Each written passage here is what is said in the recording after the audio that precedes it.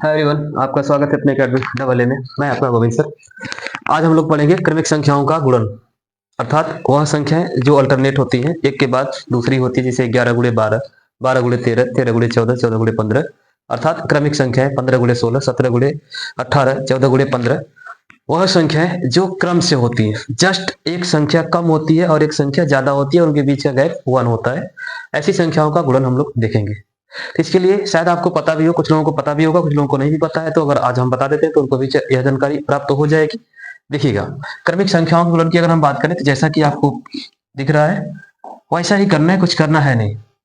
सबसे सिंपल फंडा है कि भाई अगर आपको स्क्वायर याद है या स्क्वायर करना आप जानते हैं किसी भी संख्या का, तो आप क्रमिक गुणन आसानी से कर सकते हो। देखिए, जैसे हम इस सवाल का जवाब चुटकी बजाते आप दे देंगे। अगर वे संख्याएं जो क्रमवार होती हैं, ऐसे संख्याओं का गुणन आप आसानी से कर सकते हो। जैसे सिंपल, आपको 11 का वर्ग तो पता ही होगा, 12 का वर्ग भी पता है। तो हमें कुछ नहीं करना है, 11 गुणे 12 है, 21 गुणे 22 है। इसे हम कर क्या सकते हैं? इसके लिए हम क्या लिख सकते हैं? क्या इस चीज को हम 21 का स्क्वायर प्लस 21 नहीं लिख सकते? भाई 21 का गुणा 22 में करना है, अर्थात 21 का गुणा 22 बार करना है। अगर हम चाहें 21 का गुणा 22 में करें या संख्या 21 को 22 बार लिख के जोड़ दे, तो भी तो आंसर वही होगा। जैसे 2 का हमें स्क्वायर करना है, तो हम इसे क्या कर सकते हैं? 2 गुणे 2 क्या कर सकते हैं? 2 गुणे 2 कर सकते हैं। चलिए देखिएगा, इसे हम क्या लिख सकते हैं? 2 गुणे 2 लिख सकते हैं। आंसर कितना आएगा? 4। हम इसे 2 गुणे 2 ना करके इसे हम 2 प्लस 2 भी लिखेंगे तो आंसर कितना आएगा? 4 ही आएगा। नहीं समझ में आया? चलिए कोई नहीं, 5 की पावर 3 करिए। 5 गुणे 5 गुणे 5। अब यहां पर तो कॉन्सेप्ट लगेगा नहीं। हम कहना क्या चाहते हैं? नहीं, ऐसे नहीं होगा, ऐसे नहीं, सॉरी सॉरी सॉरी, ऐसे नहीं होगा भाई। देखो कैसे होगा। इसे हमें 2 का गुणा 3 में करना है, तो इसे हम लिख सकते हैं 2 तिहाई 6, या इसे हम चाहें तो 2 प्लस 2 प्लस 2 3 बार लिखें तो भी आंसर कितना आएगा? 6 ही आएगा। अन्य संख्या पर भी रख के देख लेते हैं। 3 का गुणा कितना बार? 3 का गुणा 4 में करना है, तो 4 तिहाई कितना होगा? 12। या इसे हम 3 प्लस 3 प्लस 3 प्लस 3 कितनी बार? 4 बार लिख दें तो भी तो आंसर उतना ही आएगा। कितना आएगा भाई? 12 ही आएगा। बात समझ में आ रही है? उतना ही आंसर आ रहा है। या यहां से आपको चीजें समझ में आई क्या हो रहा है? एक संख्या और 5 गुणे 3 कर लो, 5 तिहाई 15, या 5 प्लस 5 प्लस 5 बराबर कितना आएगा? 15 ही आएगा। कहने का मतलब बात समझ में आई भाई, कि अगर हमें 5 में 3 का गुणा करना है तो 5 तिहाई 15, या हम चाहे तो 5 को 3 बार प्लस करके लिख दे। 2 में 3 का हमें गुणा करना है, 6 आ रहा है, हम 2 को 3 बार आपस में जोड़ ले तो भी तो कितना आएगा? 6 ही आंसर आएगा। चीजें समझ में आई? तो अब यहां पर आ जाओ। अब यहां पर क्या हो रहा है? यहां पर हो रहा है वही जो आपको दिख रहा है। हम 21 गुणे 22 कर रहे हैं। क्या कर रहे हैं? 21 गुणे 22 कर रहे हैं। जब 21 गुणे 22 कर रहे हैं तो हम इसे 21 का स्क्वायर प्लस 21 नहीं लिख सकते हैं? लिख सकते हैं भाई। 21 का गुणा 22 में करना है, तो चाहे हम 21 का गुणा 22 में करें, चाहे 21 को 22 बार लिख के उसको जोड़ दें, दोनों का आंसर क्या आएगा? एक ही आएगा। तो 21 का स्क्वायर होता है 441, और इसमें हमें क्या जोड़ देना है? 21। फाइनली आंसर कितना आएगा? 1 में 1 जोड़ेंगे 2, 4 2 6। अरे भाई 1 में 1 जोड़ेंगे 2, 4 में 2 जोड़ देंगे 6, और 462। यही हमारा क्या है? रिजल्ट है। यह तो सबसे फेमस स्टेटमेंट है, कहीं ना कहीं आपको कैलकुलेशन में देखने को मिल जाएगा। कहीं ना कहीं स्टेटमेंट यह आपको कैलकुलेशन में जरूर मिला होगा। 11 गुणे 12। अधिकतर निर्देशांक ज्यामिति के सवालों को जब हम लोग सॉल्व करते हैं तो यह संख्याएं क्रिएट हो जाती हैं, तो वहां पर यह कॉन्सेप्ट काम करेगा। तो इसे भी हम लिख सकते हैं 11 का स्क्वायर प्लस 11। अरे भाई 11 का 12 में गुणा करना है, तो चाहे हम 11 का 12 में गुणा करें या संख्या 11 को 12 बार लिख के उसे जोड़ दें, उतना ही मान आएगा। तो 11 का वर्ग कितना होता है? 121। और 121 में क्या जोड़ना है? 11 जोड़ना है। 121 में 11 जोड़ेंगे तो कितना आएगा? 131। कितना आ रहा है भाई? 131 आ रहा है। कितना आया? 131। ठीक है, अब उसी प्रकार हम इसे भी लिख सकते हैं। सेट चेंज कर लेते हैं। इसे भी तो हम 15 का स्क्वायर प्लस 15 लिख सकते हैं। ऑफ कोर्स लिख सकते हैं। तो 15 का स्क्वायर 225। कितना? 225 प्लस 15 कितना हो जाएगा? 5 5 10, 2 1 3 1 4, 240। चीजें समझ में आई? उसी प्रकार 42 का कर लीजिए। तो यहाँ पर 42 का स्क्वायर प्लस 42। अब 42 का हमें क्या करना है? स्क्वायर। तो हम लोगों ने पढ़ा है 50 से कम या 50 से अधिक संख्याओं का स्क्वायर। जिसके लिए हम लोग क्या करते थे? जिसके लिए हम लोग करते थे कि अगर संख्या 50 से जितना कम है उतना ही 25 में से हम लोग माइनस करते थे और कामा करके उस संख्या का स्क्वायर करके उसके बगल में रखते थे। तो 25 में से 8 घटाएंगे तो कितना आएगा? 8 7 15 17, और यहाँ पर इसका क्या? वर्ग। तो 17 64, यानी 42 का वर्ग कितना आएगा? 17 64। कितना आएगा भाई? 17 64। और इसमें से क्या प्लस करना है? इसमें क्या प्लस करना है? 42 प्लस करना है। ठीक है, क्या प्लस करना है? 42। ये हो जाएगा 4 2 6, 6 4 10 को 0, हाथ में लगा 1, 7 1 8।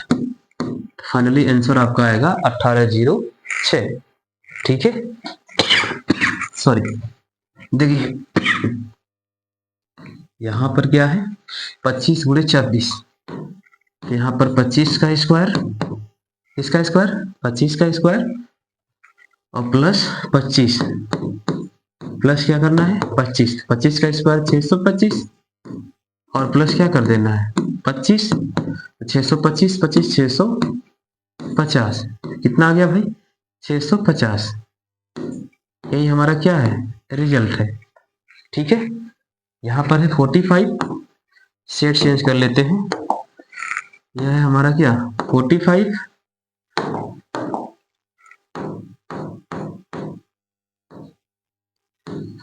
का स्क्वायर प्लस 45। अब 45 का स्क्वायर आप दो प्रकार से निकाल सकते हैं। एक तो 5 वाले नियम से, जिन संख्याओं के अंत में 5 आता है उसका स्क्वायर कैसे लिखते हैं? तो जैसे 45 का स्क्वायर हमें निकालना हो तो इसे हम लिख सकते हैं 50 25 का 25 और फिर 4 की अगली संख्या में गुणा, यानी 4 5 20। इसका आंसर आ गया 5 के नियम से 20 25। अगर हम 50 वाले नियम से देखें तब, तो 50 वाला नियम क्या कहता है? 50 वाला नियम कहता है कि अगर कोई संख्या 50 से जितनी कम है उतना माइनस करिए और उसी संख्या का स्क्वायर करके उसके बगल में रखिए। तो 25 में से 5 घटाएंगे तो 20 और 5 का स्क्वायर 25। तो यहाँ से भी 50 के नियम से भी 20 25 आ गया। यानी 45 का स्क्वायर तो आप जैसे चाहो वैसे निकाल लो, 5 के नियम से निकाल लो, 50 के नियम से निकाल लो, या मल्टीप्लाई वाले तरीके से निकाल लो, आप जैसे चाहो। हमने तीनों तरीका आपको बता रखा है। आप चाहो तो ऐसे भी निकाल लो। इसका गुणा इसमें करो, 50 25 को 5 हाथ में लगा दो, फिर इन दोनों का आपस में गुणा करो, 5 को 20 5 को 20 20 40, 40 2 42 को 2 हाथ में लगा 4, फिर इन दोनों का आपस में गुणा करो, 4 का 16, इस 4 को जोड़ दो, 16 4 20। यहाँ से भी उसका आंसर आ गया। तो हमने तो तीनों तरीका बता रखा है भाई, आप जिसको फॉलो करो। ठीक है, आप जिसको फॉलो करेंगे, अगर सभी ट्रिक्स को फॉलो करेंगे, एग्जाम में आपका सिलेक्शन 100% है। चलिए, तो 45 का स्क्वायर कितना आया? 20 25, और इसमें हमें क्या करना है? प्लस 45। 5 में 5 जोड़ेंगे 10, 4 2 6 1 7, और इधर 20 का 20, यानी 20 70 आंसर। ओके, अब हम बात करें 63 की। 63 का स्क्वायर प्लस 63, इसको भी आप 50 वाले नियम से लगाओ। 50 का नियम क्या कहता है कि अगर कोई संख्या 50 से जितनी अधिक है उसको 25 में ऐड करिए, या 50 से 13 अधिक है, 13 अधिक है, फिर इस 13 का क्या करिए? स्क्वायर करिए। लेकिन ध्यान रखना है लास्ट में केवल 2 डिजिट ही रखना है। इसको ऐड करेंगे 5 3 8, 2 1 3, इधर 13 का स्क्वायर हो जाएगा 169। फाइनली सबको जब ऐड करेंगे तो हो जाएगा 3969, यानी फाइनली इसका आंसर आया 3969। 39 69 प्लस 63, प्लस क्या आया? 63 आया भाई, प्लस 63, यानी 9 में 3 जोड़ेंगे कितना हो जाएगा? 9 3 12, हाथ में लगा 1, 6 6 12 1 13, हाथ में लगा 1, 9 1 10 को 0, हाथ में लगा 1, 3 1 4। आंसर आ गया आपका 40 32। ओके, चलिए अब हम बात करते हैं 112 प्लस 112 का स्क्वायर प्लस 112। अब 112 का स्क्वायर प्लस 112 के लिए भी हमने आपको याद होगा तो नियम बताया है कि अगर संख्याएं 100 से ज्यादा हैं उनका स्क्वायर कैसे निकालते हैं, या आपको याद होगा तो 3 अंकों की संख्याओं का आपस में गुणन भी हमने आपको बता रखा है। आप चाहो तो यहां से इसका मान निकाल लो। कैसे? इसका गुणा इसमें करो, 2 दूना के 4, इसका इसमें करो, इसका इसमें करो, दोनों को जोड़ दो, 2 एकमा 2 2 एकमा 2 2 2 4। फिर इसका गुणा इसमें करो, इसका गुणा इसमें करो और इसका गुणा इसमें करो, तीनों को आपस में जोड़ो, 2 एकमा 2 2 एकमा 2 1 एकमा 1 2 2 4 1 5। फिर इन दोनों का आपस में करो, 1 1 2, फिर इसका इसमें करो 1।